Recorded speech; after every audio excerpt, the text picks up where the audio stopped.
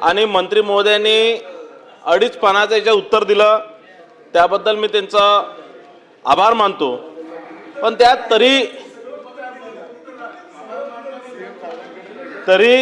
काही प्रश्न त्यात अनुत्तरित माझे स्पेसिफिक 4 प्रश्न आहे की विदर्भात अनेक, कारण या प्रकारचे जे समतोल या उद्योग धोरणाच्या माध्यमातून राखला गेला पाहिजे होता, ज्या ए आणि बी चे क्षेत्र आहे मुंबई पुणे या क्षेत्रामध्ये आणि विदर्भ या भागामध्ये आणि विदर्भातील पश्चिम विदर्भामध्ये ज्या प्रकारे निगेटिव्ह ग्रोथ रेट आमच्या इथे आहे आणि ज्या प्रकारे आमच्या जिल्ह्यातनं आमच्या भागातनं मोठ्या प्रमाणात स्थलांतरण रोजगारासाठी होत आहे आणि आमच्याकडे निगेटिव्ह पॉप्युलेशन होत आहे आणि म्हणून आपल्याकडेही इथे उद्योग वाढला गेला पाहिजे। माझा या माध्यमातून म्हणजे ज्या ज्या योजना ज्या ज्या सबसिडी तुम्ही मुंबई आणि पुण्याला देता त्याच सबसिडी तुम्ही अमरावती आणि विदर्भाला देता।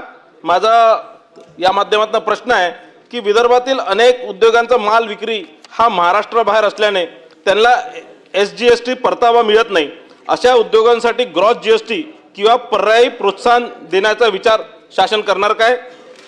दुसरा, नवीन उद्योग धोरण C+ आणि D+ जिल्ह्यांना दिलेल्या प्रोत्साहनाचा प्रत्यक्ष फायदा होत नाही, विदर्भातील जिल्ह्यांना अधिक भांडवल अनुदान आणि अतिरिक्त GST परतावा देण्याचे धोरण आपण आणणार काय?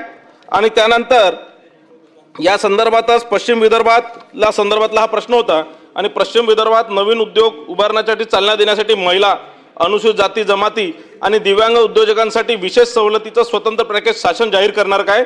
तसंच या घटकांसाठी टेक्नॉलॉजी अपग्रेडेशनसाठी 25 ते 50% भांडवल अनुदान देण्याबाबत शासन नेमकी काय भूमिका आहे? मंत्री महोदय। सभापती महोदय, सन्माननीय सदस्य प्रणय फुके साहेबांनी पश्चिम विदर्भाच्या संदर्भात उद्योगाच्या संदर्भामध्ये या ठिकाणी प्रश्न विचारलेला आहे।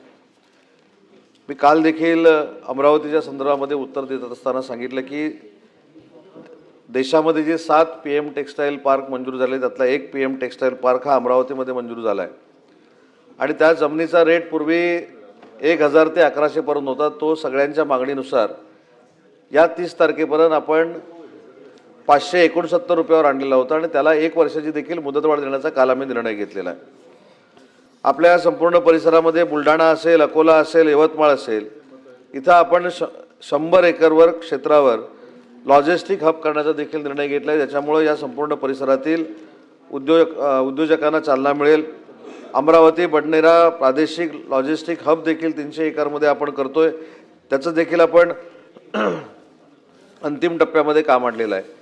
आणि सगळ्यात महत्त्वाचं म्हणजे 3 ते 4 वर्षापूर्वी आम्ही जिल्हा गुंतवणूक परिषद सुरू केली, त्याच्यातनं 2024 मध्ये जवळजवळ 735 कोटी रुपयाचे सामंजस्य करार हे अमरावतीमध्ये झाले, 818 कोटीचे सामंजस्य करार अकोल्यामध्ये झाले, 462 कोटीचे MOU हे बुलढाण्यामध्ये झाले, वाशिममध्ये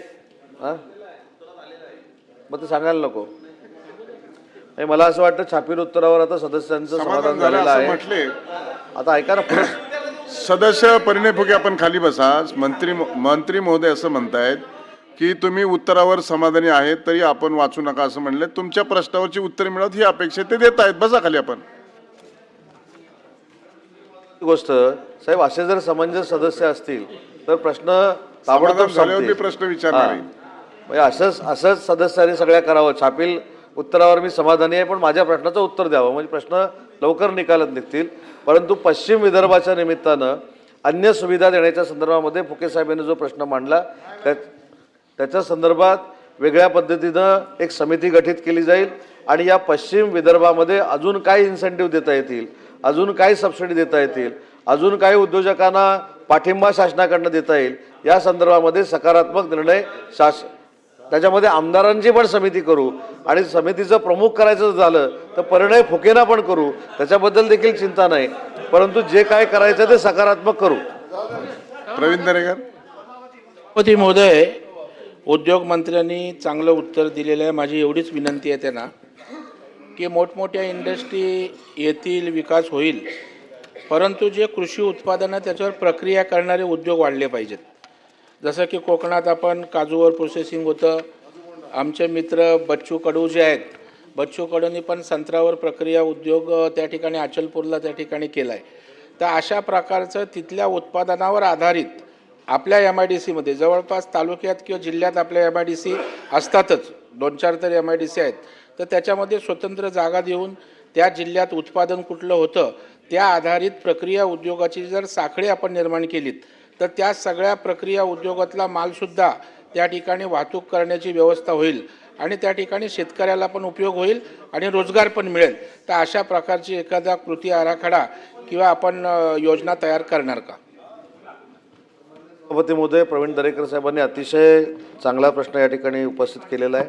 याच्यामधनं एक तालुका एक क्लस्टर ही संकल्पना देखील आमच्या विभागाची आहे. 191 ठिकाणी आपण हे क्लस्टर करण्यामध्ये यशस्वी झालो आहे. तालुक्याच्या ठिकाणी हे क्लस्टर असावं अशा पद्धतीची आमची भूमिका आहे. केंद्र शासनाचा असावं किंवा राज्य शासनाचा असावं आणि याला 30% 70% सबसिडी दिली जाते. सन्मान्य सदस्यांच्या संकल्पनेमध्ये असे काही जर तालुके असतील तर त्यांच्याबरोबर चर्चा करून त्या ठिकाणी देखील क्लस्टर योजना राबवली जाईल. भावना गवळी. सभापतीजी